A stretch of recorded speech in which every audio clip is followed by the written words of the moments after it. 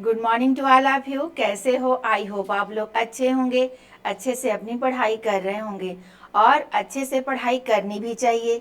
अपने पढ़ाई को आप 100% दीजिए क्योंकि आपका एग्ज़ाम का डेट आ गया, टीजीटी पीजीटी का और असिस्टेंट प्रोफेसर का भी आ गया। इसी में आपका 15 जनवरी तक एग्ज़ाम करा दिया जाएगा। ये समझ लीजिए कि जहाँ सेंटर की बात हो रही है तो आपने दिमाग में मत आप लाइए कि हो सकता है कि सेंटर ना मिले। ये ओनली 1% है, इसको हटा दीजिए। जहाँ 99% की बात हो फोकस वहाँ पे किया जाता है। समझ रहे हो ना? तो 99% उम्मीद है कि आपका एग्ज़ाम जो है 15 जनवरी तक हो जाएगा। रही बात टीजीटी पीजीटी की, तो आपका कोर्स जो है हम टीजीटी पीजीटी का 100% क्लियर करा देंगे। समझ रहे हो ना? और ये समझिए कि हम 2 शिफ्ट में आपकी क्लास लेंगे ऐप पे और एमसीक्यू करा देंगे। टीजीटी पीजीटी को क्या क्लियर करने के लिए सिलेबस मेरे लिए 2 महीना सफिशियंट है। समझ रहे हो ना? तो इसलिए आप लोग को हम 100% देंगे। अब दिक्कत ये है कि आप हमको कितना परसेंट देते हो, तभी तो रिजल्ट मिलेगा आपको। समझ रहे हो ना? तो आप लोग सब लोग जितने लोग, हमको नहीं लगता कि लगभग सबकी तैयारी हमको लगता है कि कंप्लीट होगी और कभी तैयारी कंप्लीट होती भी नहीं है, इसी तरह होती है। जैसे एग्जाम डेट आया तो लोग क्या होते हैं, एक्टिव हो जाते हैं। समझ रहे हो ना? क्योंकि अब आपको कहने की ज़रूरत नहीं है, ना ही मोटिवेशन की ज़रूरत है।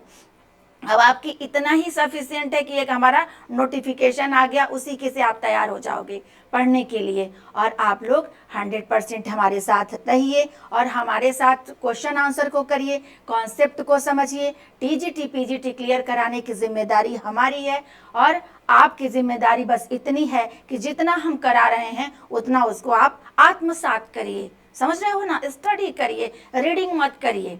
समझ रहे हो? जो भी आपका डाउट होगा उसके लिए हम डाउट सेशन रखे हैं उस पे ऐप पे, जो एक रूटीन में हम क्लास दे रहे हैं और आगे भी देते रहेंगे। अभी 1 टाइम देते हैं, अब आपका एग्ज़ाम डेट आ गया तो हम इवनिंग एंड मॉर्निंग दोनों में क्लास देंगे हम आपको। समझ रहे हो ना? और सारी जो जितनी भी हमारी यूनिट है हम कंप्लीट करा देंगे। रही बात यूट्यूब की, तो यूट्यूब पे हम एक यूनिट की जिम्मेदारी हमारी है होम मैनेजमेंट की।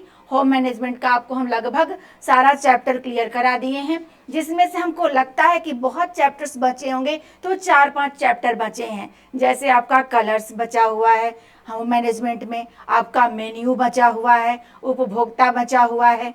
समझ रहे हो ना? और आपका ये इंटीरियर डेकोरेशन बचा हुआ है। आज लक्ष्य मूल्य स्तर जो बहुत ही इम्पॉर्टेंट टॉपिक है, आज इसको हम क्लियर कराते हैं। पूरी तरह से इसके कॉन्सेप्ट को समझ लीजिए। क्वेश्चन कॉन्सेप्ट के बेस पर अब ये लगेगा आपको, जब क्वेश्चन आपका आता है तो आप पढ़ के देखते हो कि आपको ये लगता है कि ये क्वेश्चन तो मेरे बुक का है, मेरे कॉन्सेप्ट का है, लेकिन एज इट इज बुक से नहीं उठा के पूछता है। समझ रहे हो ना? इसके लिए आपको कॉन्सेप्ट को क्लियर करना बहुत जरूरी होता है। समझ रहे हो? तो पूरी तरह से आप चैप्टर को अपने दिमाग में डालो और देखो कि यहाँ से किस प्रेजेंट ऑफ माइंड कहाँ तक इस टॉपिक पे काम कर रहा है मेरा। समझ रहे हो ना? आपको हम मॉडल पेपर भी कराएंगे और एमसीक्यू में जो हमारा पीवाईक्यू तो लगभग आप कर ही ले रहे हो, कर ही लिए हो, वो भी हम एक बार रिवीजन के तौर पे करा देंगे। बाकी सेल्फ मेड जो हमारे क्वेश्चन होते हैं वो हम कराते ही हैं। कल उम्मीद है कि आपको हम कल क्लास भी देंगे और एमसीक्यू का। तो जितने भी चैप्टर हमारा तो खुद क्लियर जितना होता है उतना हम कराते जाते हैं। समझ रहे हो ना? इसके बाद जितना प्रैक्टिस सेट होता है उतना आप खुद से करिए। जितना डाउट होता है क्वेश्चन को मेरे ऐप पे जो एक ग्रुप है उसमें सेंड कर दिया करिए। जितना भी एमसीक्यू आप करोगे नहीं क्लियर हो रहा है उसका पूरे काम सीरीज बना के करवा देंगे आपको, सबका डाउट क्लियर हो जाएगा। समझ रहे हो ना? तो आप लोग एकदम मेहनत करिए, 100% अपना हमको दीजिए और मेरा भी आप 100% लीजिए। समझ रहे हो ना? ताकि रिजल्ट हमारा क्या हो, 100% में आप रहो। समझ रहे हो ना? तो आइए हम पढ़ते हैं अपनी क्लास को, देखते हैं कि लक्ष्य मूल्य स्तर क्या है। ये समझिए कि ये हमारा एक मोटिवेशनल फैक्टर होते हैं। समझ रहे हो ना? ये हमें मोटिवेट करते हैं कि हमें अपनी व्यवस्थापन, हमें अपना जो मैनेजमेंट है वो किस प्रकार करना चाहिए। समझ रहे हो ना? तो हम समझते हैं, पहले तो तीनों को समझ लेते हैं कि मूल्य क्या होता है। मूल्य का मतलब यहाँ प्राइस नहीं है। समझ रहे हो ना, यहाँ प्राइस नहीं है, यहाँ वैल्यू है।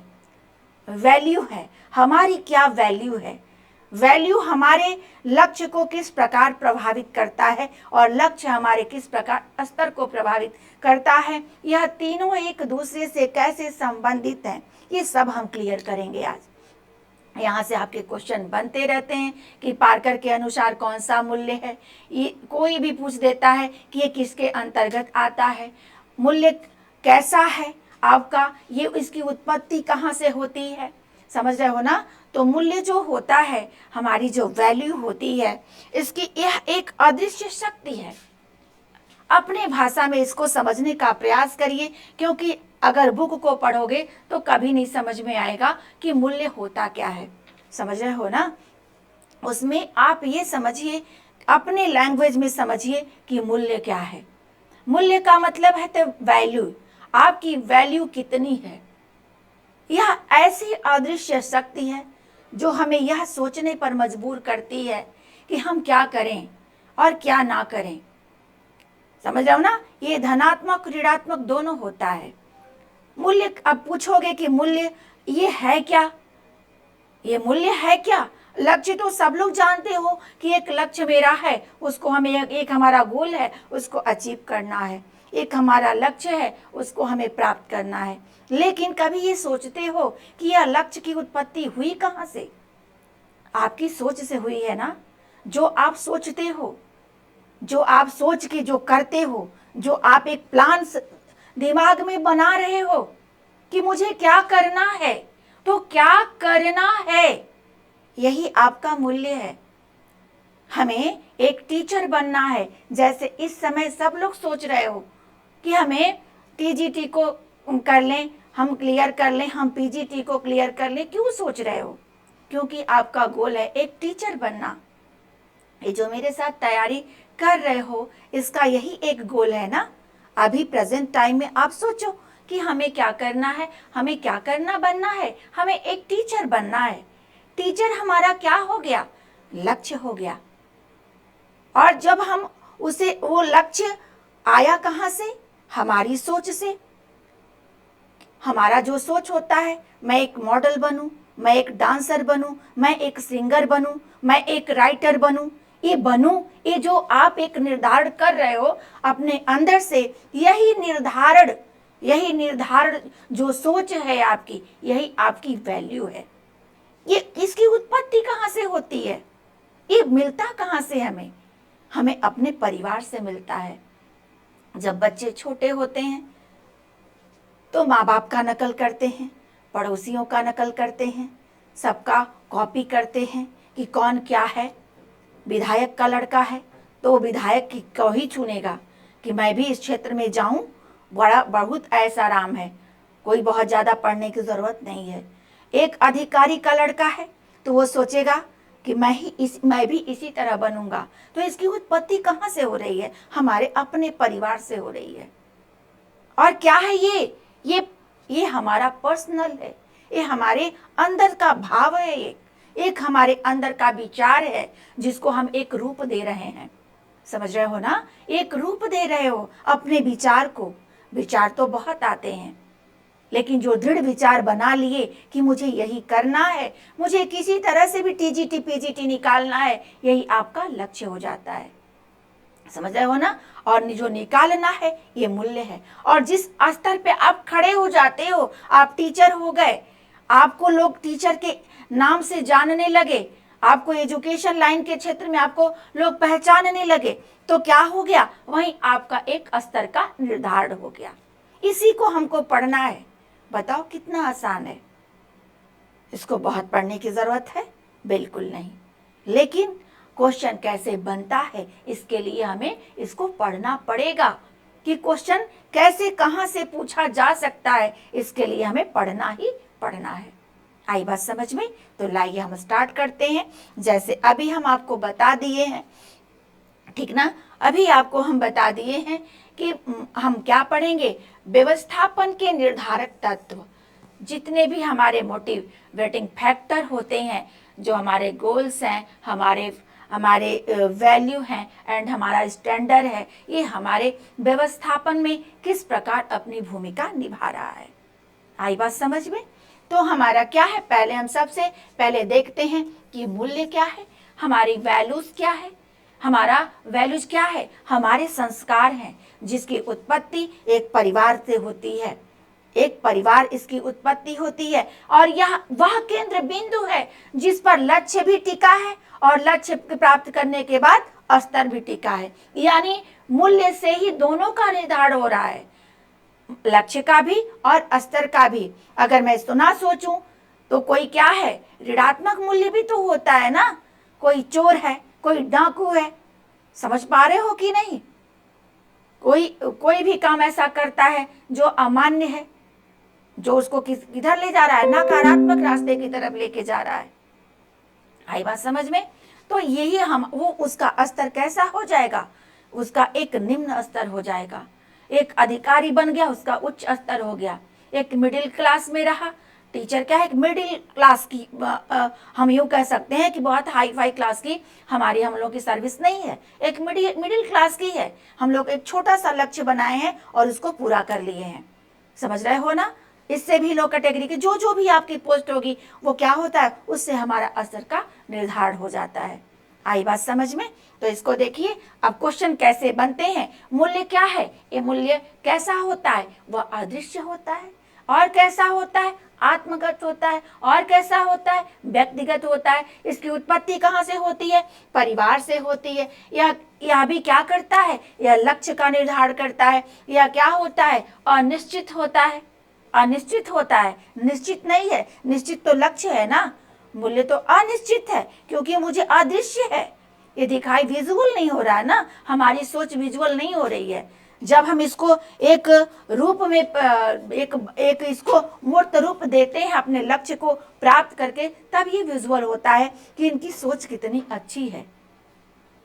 समझ रहे हो ना? चाहे तो वो इस क्षेत्र में भी जा सकती हैं, समझ रहे हो ना, लेकिन इनकी सोच कितनी अच्छी है। ये परिवार क्या होता है, कभी कभी हमारे वैल्यू जो हमारे होते हैं, कभी कभी परिवार उस पर दबाव देता है क्योंकि मुझे पता नहीं होता है कि कौन सा क्षेत्र हमारा अच्छा है, कौन सा क्षेत्र बुरा है। समझ पा रहे हो ना? तो जैसा हमारा परिवार बताता है, जैसा हमें संस्कार मिलता है, वैसा ही हमारे मूल्य का निर्धारण होता है। समझ रहे हो? यह क्या है, इसकी देखो परिवार से होती, यह व्यवस्थापन का केंद्र बिंदु होता है। यह लक्ष्य से अधिक महत्वपूर्ण होता है। क्यों अधिक महत्वपूर्ण होता है? क्यों अधिक महत्वपूर्ण है? क्योंकि जैसा सोचोगे वैसा ही तो लक्ष्य का निर्धारण होगा, उस पर वर्क करोगे। समझ रहे हो ना? और अगर खराब सोचोगे कि मुझे तो कुछ नहीं होगा, मुझसे कुछ नहीं होगा, तो लक्ष्य क्या होगा, अपने आप खत्म हो जाएगा। हमेशा लक्ष्य को बड़ा रखना चाहिए, आगे आपका प्रयास है। यह क्या है, अंदर की शक्ति है व्यक्ति, और इसका निर्माण कौन कर रहा है, हमारी रुचि। हमारी रुचि है कि मैं एक शिक्षिका बनूं, मैं एक टीचर बनूं, ये हमारा इंटरेस्ट है ना। बहुत लोगों को नहीं पसंद है, ये टीचर की नौकरी कौन करता है, समझ रहे हो ना, ये टीचर ही क्यों तुम बनती हो, समझ रहे हो ना। तो मेरी क्या रुचि है, मेरी रुचि है कि मुझे लोग जाने, मुझे एक रिस्पेक्टेड लाइफ जीने का वो है कि एक मैं क्या जीऊँ, मैं एक रिस्पेक्टेड लाइफ जीऊँ। और यह कौन सा लाइफ है, टीचिंग की जो लाइफ होती है वह सम्मानजनक पूर्ण होती है। समझ रहे हो ना? तो इसलिए आपकी अपनी रुचि है। अब देखो लक्ष्य की बात हम करें, वह निश्चित भी होता है, स्पष्ट होता है। हमारा टारगेट स्पष्ट है, आपका लक्ष्य स्पष्ट है, आप क्या सोच रहे हो ये नहीं स्पष्ट है, लेकिन आपका जो लक्ष्य निर्धारण कर लिए ये सब लोग जान रहे हैं। अपने बच्चों को छोड़ दे रहे हैं, बहुओं को छोड़ दे रहे हैं कि जाइए पढ़िए, आप इस एग्जाम को निकाल लीजिए, ताकि ये स्पष्ट है, सब लोग जान रहे हैं। समझ रहे हो ना? यह इसे हर व्यक्ति प्राप्त करना चाहता है।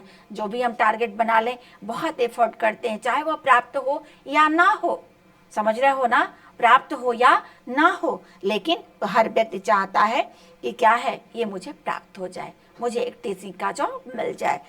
उसकी उत्पत्ति भी मूल्य ही करते हैं। समझ रहे हो ना? इसकी उत्पत्ति कौन करता है, मूल्य करता है। स्टैंडर्ड, मूल्य समझ लिए, लक्ष्य समझ लिए, स्टैंडर्ड को समझ लो। अब जैसे मूल्य का निर्धारण किया, वैसा हमारा लक्ष्य का निर्माण हुआ, और जैसा हमें लक्ष्य हासिल हो गया वैसे क्या हो गया, हमारा एक स्तर का निर्धारण हो गया। यह तुलना का आधार होता है। मान लीजिए जो हमारा मूल्य है यह क्या है, यही तो हमारा सेंट्रल पॉइंट है, केंद्र बिंदु है, ठीक ना। मूल्य से ही हमारा क्या होता है, मूल्य से ही हमारा लक्ष्य की प्राप्ति होती है, ठीक ना। मूल्य का हमारा क्या किया, ये लक्ष्य को प्राप्त कर दिया। लक्ष्य जो हमारा मिला यह किसको निर्धारण कर दिया, स्टैंडर्ड का निर्धारण कर दिया। समझ पा रहे हो ना। तो लक्ष्य की, यह लक्ष्य पूर्ति से निर्धारित होता है। क्या, यह लक्ष्य जब पूरा हमारा यहाँ लक्ष्य पूरा हो गया तो किसका निर्धारण हो गया, हमारा स्तर का निर्धारण हो गया। समझ रहे हो ना, वैसा हमारा स्टैंडर्ड हो गया। आई बात समझ में। यह व्यवहारिक होता है, समझ रहे हो ना, जैसा आपका व्यवहार होता है।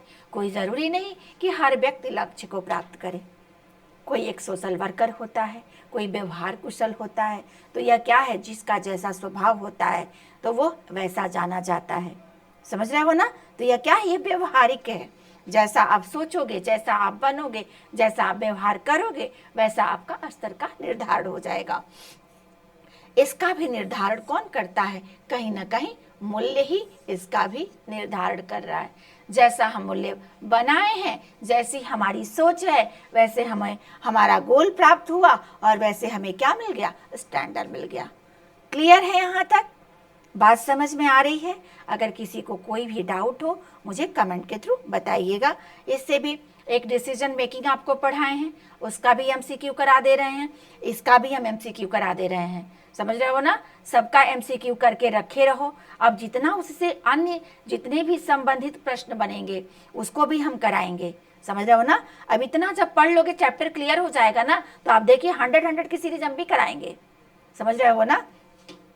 लेकिन आप लोग मेरे साथ मेहनत करो, ठीक ना। आप लोग कोशिश करो कि ऐप को ज्वाइन करो, और उससे आपको टीजीटी पीजीटी पर हम फोकस करते हैं, और एलटी पे इसलिए थोड़ा बहुत फोकस करना ज़रूरी है ताकि उसका भी कभी न कभी जब भी ना नोटिफिकेशन आ जाए फिर और घबरा जाओगे कि उसका भी सिलेबस बहुत ब्रॉड है। और चूंकि क्वेश्चन जो होता है एलटी से भी क्वेश्चन आता है टीजीटी पीजीटी में, ऐसा आप नहीं कर सकते हो कि ओनली टीजीटी पीजीटी से क्वेश्चन आता है। आपको सारा सिलेबस पढ़ाते समय, समझाते समय सब क्लियर हम कर दिए हैं कि कहाँ से कैसे क्वेश्चन बनता है। यहाँ अभी हम बता दिए कि क्या है, हमारे गृह व्यवस्थापन के प्रेरक तत्व हैं जो हमें मोटिवेट करते हैं कि हमारे ये हम सोचें, हम लक्ष्य को निर्धारण करें, हम अपना एक स्तर का निर्धारण कर दें। समझ रहे हो। इतने से इस बात तो नहीं बनेगी ना, इसके अंदर भी समझोगे कि क्वेश्चन किस टाइप का बन रहा है। देखो मूल्य की विशेषता, यहाँ से भी आपके क्वेश्चन बनते हैं, बहुत इंपॉर्टेंट है। आप देखोगे तो इससे हमेशा नेट वगैरह में एसेट्स एंड रीजन से क्वेश्चन मिलेगा। अब देखो मूल्य क्या कह रहा है, मूल्य ऐच्छिक एवं संतुष्टि प्रदान करने वाले होते हैं। समझ रहे हो ना, ऐच्छिक होते हैं। जो आपका मन करेगा, जो आपकी इच्छाएं होंगी, वही आपकी सोच बनेगी, वही आप सोचोगे। हमारी सोच पर किसी दूसरे का नियंत्रण नहीं है। भले ही वो दबा दिया जाए, उसको करने ना दिया जाए, लेकिन हम सोच तो सकते हैं। और सोच क्या है, सोच हमारी वैल्यू है, सोच ही हमारा मूल्य है। और यह क्या करता है, अगर हमें प्राप्त हो जाता है, हमारा जो जो हम गोल बनाते हैं प्राप्त हो जाता है, तो इससे हमें क्या मिलती है, संतुष्टि मिलती है। आपने हमारा क्लास ज्वाइन किया है, आपको हम सारा मटेरियल दे दें, आप पास हो जाओगे तो आपको क्या होगा, संतुष्ट हो जाओगे कि हमारा जो पढ़ना था सार्थक हो गया, हमारा जो लक्ष्य था वो मुझे मिल गया। बातें क्लियर हो रही हैं। मूल्य स्थायी एवं अस्थायी दोनों होते हैं। ये परमानेंट भी होते हैं और ये हमारा टेम्पररी भी होते हैं। कैसे, अगर वो हमें प्राप्त करने का हमारे अंदर कैपेसिटी है। मान लीजिए हमारा गोल है कि हम इंटर कॉलेज का बने लेक्चरर, हमें हमारा गोल है कि हम असिस्टेंट प्रोफेसर बने। समझ रहे हो ना, आई बात समझ में। अगर मान लो बाय द वे आप नहीं बन पाते हो असिस्टेंट प्रोफेसर, समझ रहे हो, तो अब क्या करोगे, इसको आप क्या करोगे, किस में कन्वर्ट कर दोगे, आप इंटर कॉलेज में कन्वर्ट कर दोगे। तो हुआ ना, अस्थाई भी था लेकिन नहीं हो पाया, तो आपका टेम्पररी भी हो गया। आप बनाए नहीं एफर्ट कर पाए, फिर दूसरा बना लिए। आई बात समझ में। मूल्य को नापने के साथ साथ उसका अध्ययन भी किया जाता है। हम अपने आप में स्टडी कर सकते हैं कि मूल्य हमारा वैल्यू है ये कितना है, कितना तक हम एफोर्ड कर सकते हैं। समझ रहे हो ना? धनात्मक भी होते हैं, ऋणात्मक, ये मुझे लक्ष्य तक पहुंचाते भी हैं। अगर बहुत ज़्यादा हम एफर्ट कर लिए हैं, बहुत ज़्यादा परिश्रम कर लिए हैं, मुझे कोई सफलता नहीं मिली है, तो हम किस में चले जाते हैं? हम डिप्रेशन में चले जाते हैं। हम फ्रस्ट्रेट हो जाते हैं कि हमने इतना मेहनत किया और मुझे कुछ भी हासिल नहीं हुआ। आई बात समझ में? तो ये क्या होता है, ये प्लस पॉइंट का भी है और माइनस पॉइंट का भी व्यू रखता है। हमारा विचार है, एक चीज पर अडिग रह गए कि मुझे यही करना है, अगर नहीं कर पाए तो क्या हो गए, एज निकल जाएगी तो फ्रस्ट्रेट हो जाओगे। इसीलिए चारों सिलेबस को हम एक साथ दिखाते हैं आपको कि कहीं ना कहीं आप स्टैंड हो जाओ और उस ऋणात्मक के कंडीशन में ना आने पाओ। समझ रहे हो ना? नेक्स्ट आपका क्या है, मूल्य निर्देशात्मक होते हैं। मुझे गाइडलाइन तो करता है ना कि मुझे ये रास्ता ही चूज करना चाहिए, मेरे लिए यही। हम कहीं ना कहीं देखो, आप अपनी कैपेसिटी जानते हो। समझ रहे हो ना? अगर किसी व्यक्ति को, मान लो ऐसे भी कोई बच्चे होंगे जिसको होम साइंस के बारे में बिल्कुल नॉलेज नहीं होगा, होता है। इधर कॉलेजेस ऐसे होते हैं, कोई स्कूल ऐसे होते हैं जहाँ टीचर ने उनको कुछ बताया ही नहीं होगा। समझ रहे हो ना? जबकि हम अपने बच्चों को 6 to 10th तक के बच्चों को सब बताते हैं कि प्रोजेक्ट वर्क क्या होता है, कैसे कैसे किया जाता है। समझ रहे हो ना? क्योंकि हम लोगों की भी पढ़ाई कहीं ना कहीं उसी तरह से हुई है। समझ रहे हो ना? कहीं ना कहीं हम लोगों की भी पढ़ाई उसी तरह से हुई है। तो ये क्या होता है, हमें ये निर्देश देते हैं कि हमारा जो गाइडलाइन है, हमें जो मिला है उसी तरह हम भी अपने बच्चों को दें, उसी तरह हम भी अपनी सोच को विकसित करें। आई बात समझ में? नेक्स्ट क्या है, मूल्य संस्कृति के परिचालक होते, परिचालक नहीं, परिचायक, हाँ, परिचायक होते हैं। किसी भी व्यक्ति के सोच को देखकर और आप समझ जाओगे कि ये किस नेचर की हैं, किस फैमिली से बिलोंग करती हैं, इनकी सोच ऐसी क्यों है। समझ रहे हो ना?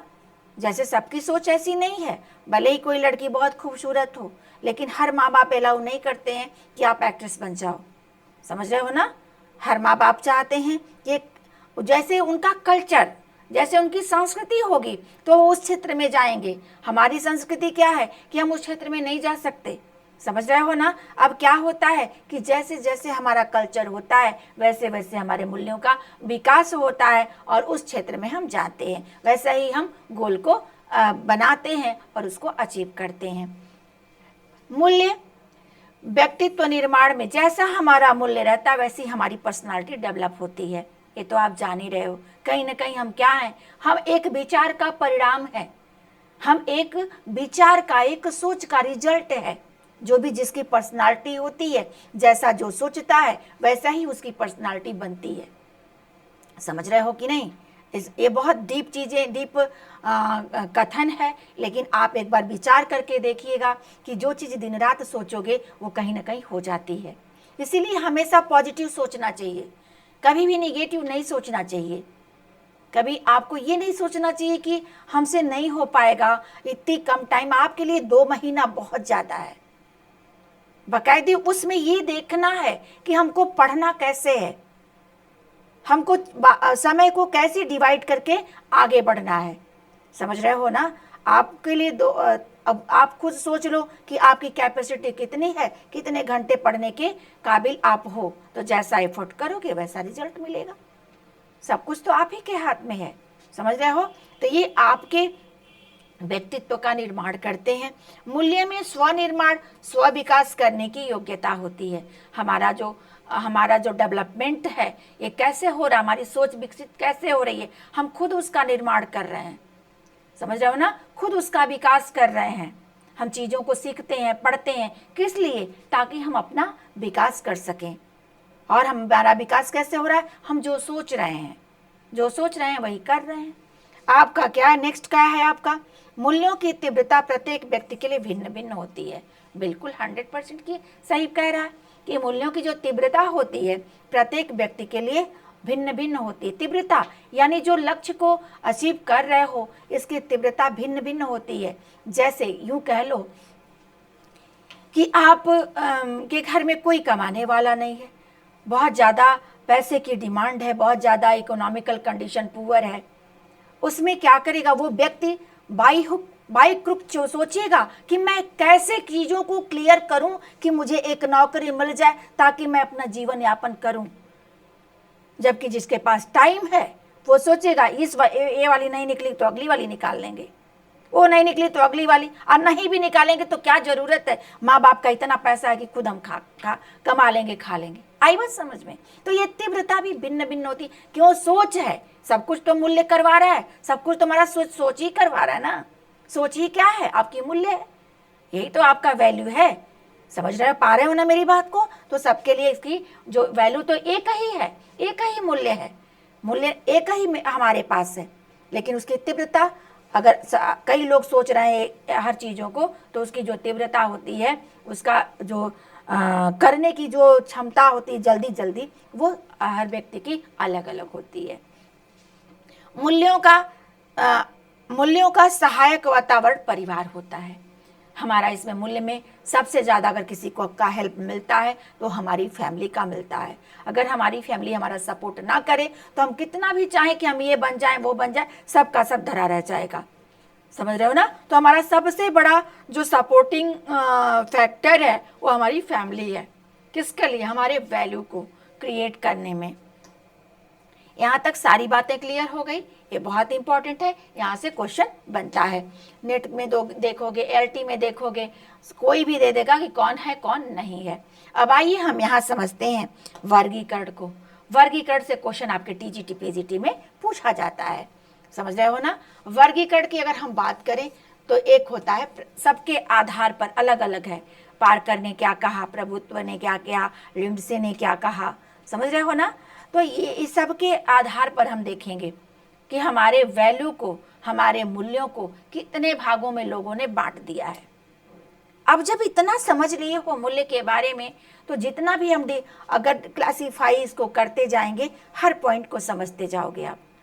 अगर मूल्य क्लियर है तो, अगर मूल्य क्लियर नहीं है तो हम सब भी समझा देंगे तो कुछ आपके समझ में नहीं आएगा, क्योंकि कहीं भी बुक में स्पष्ट नहीं लिखा है कि आप पढ़ के उसको इतना क्लियर कर लो कि मूल्य को आप डिफाइन कर सको, मूल्य को क्लासिफाई कर सको। समझ रहे हो ना? तो आप अपने दिमाग में डाल लो कि आप जो सोच रहे हो कुछ बनने के लिए, ये सोच ही क्या है? मूल्य है। बार बार इसलिए आपको बता रहे हैं कि कहीं आपको ये इतना फैक्ट दिखेगा नहीं। अब इसको हम समझते हैं। अगर बात करें प्रभुत्व के आधार पर, अगर हम एक प्रभुत्वता के आधार पर बात करें तो इसमें आ जाता है एक साधनात्मक होता है और आंतरिक मूल्य, ये दोनों होते हैं। साधनात्मक और आंतरिक मूल्य में यही अंतर होता है कि आंतरिक जो मूल्य होता है यह एक इंटरनल होता है, इंटरनल वैल्यू है। समझ रहे हो ना? एक क्या है? ये इंटरनल वैल्यू है। इंटरनल वैल्यू जैसे कला, सौंदर्य, संगीत, पति पत्नी का प्रेम, स्नेह, वात्सल्य, ये सब कुछ जो होता है हमारे अंदर का एक भाव है, आंतरिक मूल्य है। हस्बैंड वाइफ के बीच में अगर जो प्रेम होता है वह एक आंतरिक होता है, इंटरनल होता है। हम उसे जबरदस्ती प्रेम नहीं कर सकते, ना वो मुझसे जबरदस्ती प्रेम कर सकता है। एक माँ का जो वात्सल्य होता है, एक माँ को अपने बच्चे को देखकर जो ममता जागती है, जो प्रेम उमड़ता है, ये अंदर का भाव है, अंदर की सोच है, अंदर का एक वैल्यू है। समझ रहे हो ना? ये सबके एक माँ और बेटे का के रिश्ते में एक माँ बेटे के अंदर ही आएगी। एक माँ के प्रति, माँ के अंदर ही ये भाव आएगा कि बेटे के प्रति कैसी ममता जाग रही है। समझ रहे हो ना? तो ये जो सारा हमारे अंदर जो भाव, जो कला है, ये सबको नहीं मिलती है। जो कला से बहुत ज़्यादा स्नेह करता है, जो उसको चाहता है अचीव करना, उसी के अंदर ये होती है। संगीत, सबको गाना गाने नहीं आता, ये भी एक गॉड गिफ्टेड होता है, ये इंटरनल वैल्यू है। जो इसको हम क्या करते हैं, इसको हम इंक्रीज करके अपने गोल को एक अच्छा सा गोल बना के अचीव कर सकते हैं। क्लियर हो रही है बातें? अब अगर बात हम करें साधनात्मक की, इंटरनल तो समझ लीजिए, लेकिन साधनात्मक को भी समझ लो। ये वे मूल्य होते हैं जिस पर किसी का दबाव नहीं होता, ये वाला है, समझ रहे हो ना। लेकिन जो हमारा ये साधनात्मक मूल्य होता है, ये किसी साधन के थ्रू हम करते हैं। जैसे एक मैकेनिकल है, आप एक इंजीनियर है, कोई प्रोडक्ट को तैयार कर ले रहा है, कोई चीज का निर्माण कर ले रहा है, ये आपका साधनात्मक मूल्य होता है, समझ रहे हो ना। कोई एक साधन के थ्रू हम किसी चीज का निर्माण कर ले रहे हैं। क्लियर है। आदर्शात्मक एवं तथ्यात्मक मूल्य। आदर्शात्मक व तथ्यात्मक मूल्य, यहां से क्वेश्चन आपको मिलेगा, समझ रहे हो ना। इसका ये क्या होता है, जो एक आदर्शवादी होता है, यह प्योर नैतिकता पर आधारित होता है।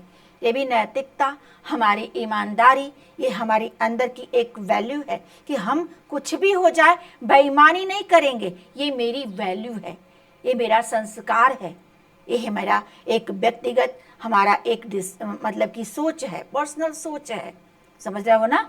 तो ये हमारा क्या होता है, ये नैतिकता पर आधारित होता है। जैसे ईमानदारी, सत्यनिष्ठा, आपका कर्तव्य, निष्ठावान व्यक्ति, ये सब में नहीं होता, समझ रहे हो, किसी किसी व्यक्ति में दिखाई देता है।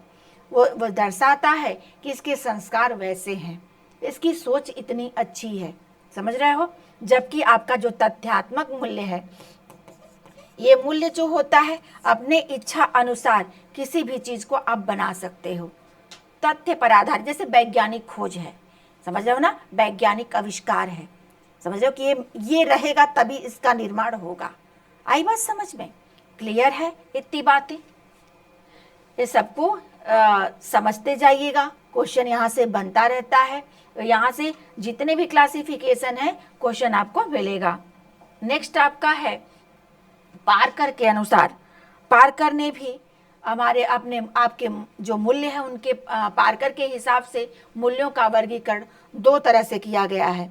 एक है आपका क्रियात्मक, दूसरा है कल्पनात्मक, ठीक ना। एक तो कर रहा है, एक सोच रहा है, मान ली कल्पना कर रहा है, ठीक ना। अब क्रियात्मक जो होता है, अगर हम अपने वातावरण के प्रति कुछ क्रिया करते हैं, ठीक ना, के साथ समायोजन करते हैं, उसमें पारस्परिक अंतः क्रिया करते हैं। जैसे किसी के साथ हम कुछ समायोजन कर रहे हैं, समझ रहे हो ना, जो बाहरी वातावरण है, कहीं हम गए हैं, किसी महिला ग्रुप में चले गए, महिला मंडल में चले गए, कोई ऐसा कार्य किए जो सबके लिए अच्छा हो, तो ये हमारी जो सोच है, ये क्रिया करना तभी सिखाता है जब हम उससे प्रेम रहेगा, हमारे अंदर ये भाव रहेगा, समझ रहे हो ना। समाज जो सोशल वर्कर होते हैं, ये सारे लोग सोशल नहीं हो सकते, ये भी एक उनकी वैल्यू होती है। इसमें वस्तुओं की वास्तविकता पर विश्वास किया जाता है कि हमारी जो वस्तुएं हैं कितनी रियल हैं, समझ रहे हो ना, इसमें विश्वास किया जाता है।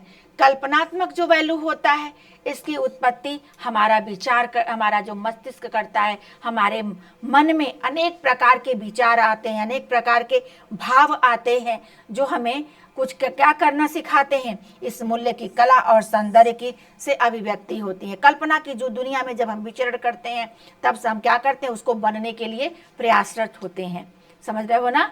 एक हम इमेज कर लें कि हमें ये बनना है, अगर हम बन के ये करेंगे, मेरे जैसे हम लोग के अंदर क्या है कि हमारा भाव है कि हमारे पास बहुत पैसा हो जाएगा तो इतने लोग गरीबों की हम के मदद करेंगे, हम गरीबों के लिए एक काम करेंगे। तो ये क्या है, यही जो वैल्यू है, यही जो मूल्य है, ठीक ना। कला और सौंदर्य, इसी से हमारे यहाँ पे कला में रुचि है, वहाँ पे जब हम इस लायक बन जाएंगे तो हमारे विचारों से वहाँ पे इसकी अभिव्यक्ति हो जाती है। जैसे खेल है, रचनात्मक कार्य से संतुष्टि है, आपने कोई काम किया, उससे बहुत सेटिस्फाइड हो गए कि बहुत अच्छा हुआ कि हमने ये कर दिया बच्चों के लिए, वो बच्चा बहुत गरीब था, उसको हमने एडमिशन करा के बहुत अच्छा किया। आई बात समझ में, ये सारी चीज़ें होती हैं यहाँ पे।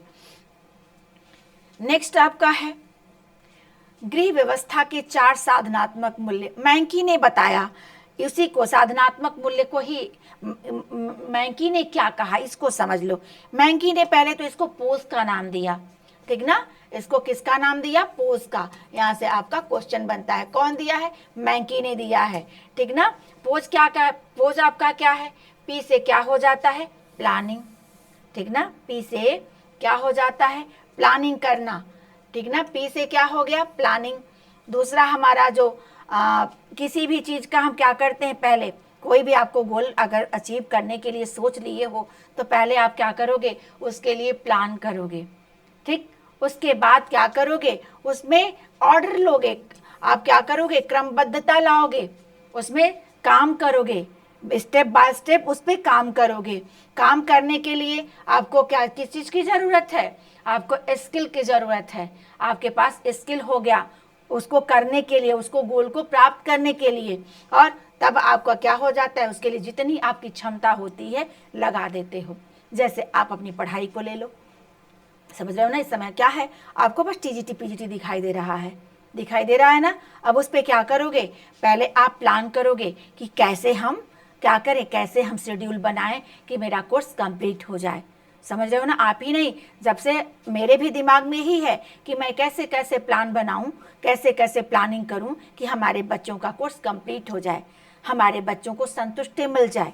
समझ रहे हो ना, ये चीज़ें क्या है, ये हमारी प्लानिंग है। दूसरा हम क्या करेंगे, अब क्रमबद्धता उसमें लाएंगे।